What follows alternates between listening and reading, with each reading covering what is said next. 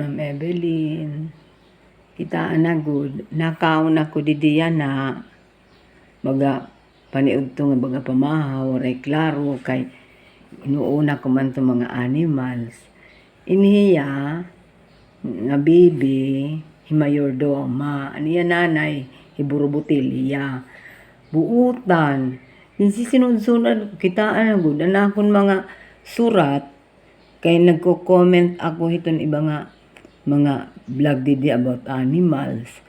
Ginhigdaan. Amoy niya.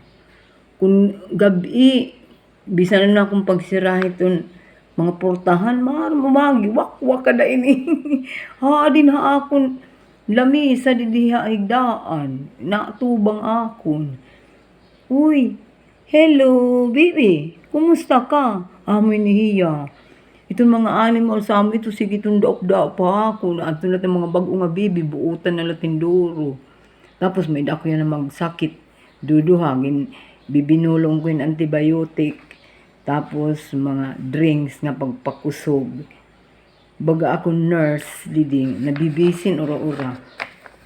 Tapos padayon ako nagtutubungan mga dogs outside. Yan mga cats. Maray na laha oras. Danay kulop, udto, danay itong gabi, na alas 11, alas 12, na dulong ako nga kalsadan, sobra di atubangan itong tutubungan ko lang mga stray dogs nga di rin natubong itong tag-iya pero naka-years.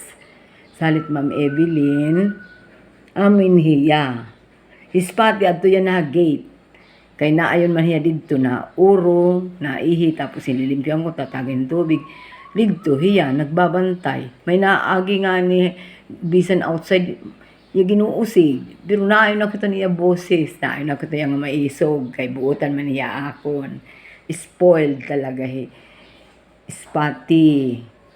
Love hiyan duro. Kay kairo man la salamat Ma'am Evelyn. Good hiyagin rescue.